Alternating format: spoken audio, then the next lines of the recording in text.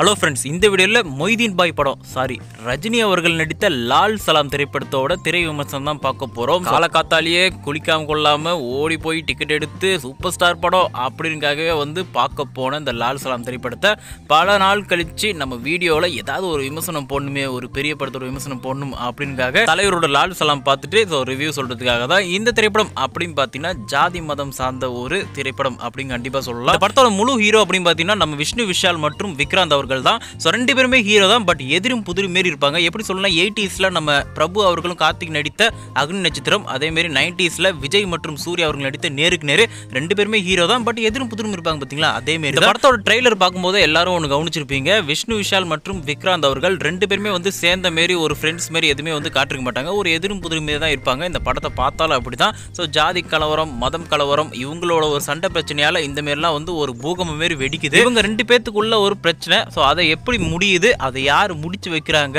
எப்படி அப்படின்றதா ஒரு கதை அப்படின்னு சொல்லலாம். கிரிக்கெட் சம்பந்தமான ஒரு திரைப்படம், ஜாதி கலவரம், மதம் கலவரம், அந்த மாரி ஒரு சம்பந்தமான ஒரு திரைப்படம். யார் இதுக்கெல்லாம் தூண்டி விடுறாங்க அப்படின்ற ஒரு பிரச்சனை யார் நல்லபடியாக முடிச்சு வைக்கிறா அப்படின்றதா இந்த திரைப்படத்தோட ஒரு கதை அப்படின்னு சொல்லலாம். இந்த மூணுத்தையுமே கிரிக்கெட் சம்பந்தப்பட்டது, ஜாதி மதம் கலவரம், இதை தூண்டி விடுறவங்க எல்லாத்தையுமே ஃபேஸ் பண்ணி எல்லாத்தையும் நல்லபடியாக முடிச்சு வைக்கிற ஒரு கதாபாத்திரம், ஒரு இம்பார்ட்டன்ட் ரோல்ல தான் நம்ம சூப்பர் ஸ்டார் ரஜினிகாந்த் அவர்கள் மொய்தீன் பாய் அப்படின்ற ஒரு கதாபாத்திரத்தில் வேற லெவலில் அவர் நடிச்சிருக்காரு.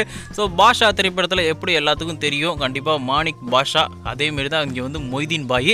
அதில் சாதாரணமாக இருப்பார். இதில் அந்த முஸ்லீம் போடுவாங்க பார்த்தீங்களா, ஒரு தொப்பி, அதை போட்டிருக்காரு. அதுதான் ஒரு டிஃப்ரெண்ட்டு. அதே கூலிங் கிளாஸ் வேற லெவலில் இருக்குது. இன்ட்ரோடக்ஷன்லாம் பார்த்தீங்கன்னா சும்மா மாஸாக தெரிவிக்க விட்டுருப்பாங்க ரஜினிகாந்த் அவர்களோட இந்த இன்ட்ரோடக்ஷன் லால் சலாமில். பட் ரஜினிகாந்த் அவர்கள் வர சீன்ஸ்லாம் நல்லா இருக்குது. திரைக்கதை ரொம்பவே சொதப்பிட்டாங்க. படத்தை பார்த்தீங்கன்னா கண்டிப்பாக எல்லாத்துக்கும் தெரியும், இது படம் அப்படின்ற மாதிரி இருக்கு. பொண்ணு, அதாவது ஐஸ்வர்யா ரஜினிகாந்த் அவர்கள் இயக்கம் இல்லாமல் வேற யாராவது ஒருத்தவங்க இயக்கியிருந்தாங்கன்னா ரஜினிகாந்த் அவர்கள் நடிச்சிருப்பாங்களா அப்படின்றது எனக்கு ஒரு கேள்விக்குறி மாதிரி இருக்குது. ஸோ என்ன சொல்றதுனே தெரியவில்லை. நீங்க படத்தை பார்த்துட்டு நம்ம வீடியோவை பார்த்தீங்கன்னா கமெண்ட்ல நான் சொல்றது கரெக்டா இல்லை தப்பா அப்படின்னு சொல்லுங்க. இந்த படத்தை பொறுத்தவரை ஸோ நம்ம ரஜினிகாந்த் அவர்கள் ஒரு இம்பார்ட்டன்ட் ரோல் தான், ஹீரோ பெருசாக ரொம்ப பெருசாலாம் வரமாட்டாரு. அவரோட போர்ஷன்ஸ் அப்படின்னு பார்த்தீங்கன்னா சூப்பராக நடிச்சிருக்காரு. பட் திரைக்கதை மட்டும் தான் சொதப்பல. அதே போல விக்ராந்த் மற்றும் விஷ்ணு விஷால் இவங்க ரெண்டு பேரும் இந்த படத்துக்காக அருமையாக நடிச்சிருக்காங்க அப்படின்னு சொல்லலாம். குறிப்பாக சொல்ல போனால் விஷ்ணு விஷால் கூட ஹிட்டு கொடுத்துருக்காரு. பட் விக்ராந்த் அவர்கள் இந்த படத்தில் மிக சிறப்பாக கச்சிதமாக நடிச்சிருக்காரு.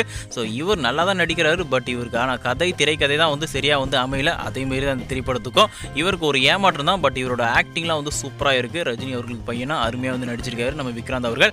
அதேமாரி நம்ம செந்தில் பற்றி சொல்லியே ஆகணும். செந்தில் அவர்கள் சூப்பராக ரொம்ப ஒரு வேற லெவல் ஒரு பெர்ஃபார்மன்ஸ் கொடுத்துருக்காரு. பட் அவருக்கும் அந்த அளவுக்கு பெருசாக இம்பார்ட்டன்ட் கொடுக்கல. அவரோட ஆக்டிங் ஸ்கில்ஸ் எல்லாத்துக்கும் தெரியும். வாழைப்பழம் காமெடியிலேருந்து அருமையாக நடிச்சிருக்கிறது தான் நம்ம செந்தில் அவர்கள். இதுலேயும் சூப்பராக நடிச்சிருக்காரு மிகச்சிறப்பாக. அதேமாரி நம்ம தம்பி ராமையா அவர்களும் குணச்சித்திர கதாபாத்திரத்தில் அருமையாக நடிச்சிருக்காரு, ஒரு காமெடி கலந்த ஒரு கதாபாத்திரம். ஸோ இவங்கெல்லாம் நம்ம ரஜினிகாந்த் அவர்களோட இணைந்து வர சீன்ஸ்லாம் ரொம்ப அருமையாக இருக்கும். அதே போல் நம்ம டேரக்டர் KS ரவிக்குமார், லிவிக்ஸ்டன், விக்னேஷ் இவங்களும் மிகச்சிறப்பாக நடிச்சிருக்காங்க. சின்ன சின்ன ரோலாக இருந்தாலும் ஓகே அப்படின்னு சொல்லலாம் இவங்க நடிப்பு திறமையில். அதே போல் முக்கியமாக சொல்ல போனால் கபில் தேவ் அவர்களும் ஒரு இம்பார்ட்டன்ட் ஒரு சின்ன ஒரு கேரக்டர் கெஸ்ட் அப்பியரன்ஸ் பண்ணிருக்காரு. 80ஸ்ல ஒரு ஃபேமஸான ஆக்ட்ரஸ் நிரோஷா அவர்கள் தான் நம்ம சூப்பர் ஸ்டார் அவர்களுக்கு பேரா பண்ணிருக்காங்க. இவங்களும் இவங்களோட ஆக்டிங் ஸ்கில்ஸ் கொஞ்சமாக இருந்தாலும் ஓகே, இவங்க வர சீன்ஸும் கொஞ்சம் நல்லா இருக்கும், நல்லா ஆக்டிங் பண்ணிருக்காங்க. மொத்தத்தில் இந்த லால் சலாம் திரைப்படம் அப்படின்னு பார்த்தீங்கன்னா ஸோ இந்த ஜாதி கலவரத்தை தூண்டி விடுறவங்களோ இந்த ஜாதி கலவர பிரச்சனையை எப்படி ஃபேஸ் பண்ணி எப்படி முடிக்கிறாங்க அப்படின்றது ஒரு கதை. அதேமாரி விக்ராந்த் மற்றும் விஷ்ணு விஷால் அவங்க டீமுக்குள்ள அந்த கிரிக்கெட் போட்டியை டாஸ் போட்டு நம்ம சூப்பர் ஸ்டார் ரஜினிகாந்த் அவர்கள் மொய்தீன் பாய் அவர்கள் எப்படி நடத்தி முடிச்சு அந்த படத்தில் அவங்க எப்படி சேர்த்து வைக்கிறாங்க அப்படின்றது ஒரு கதை.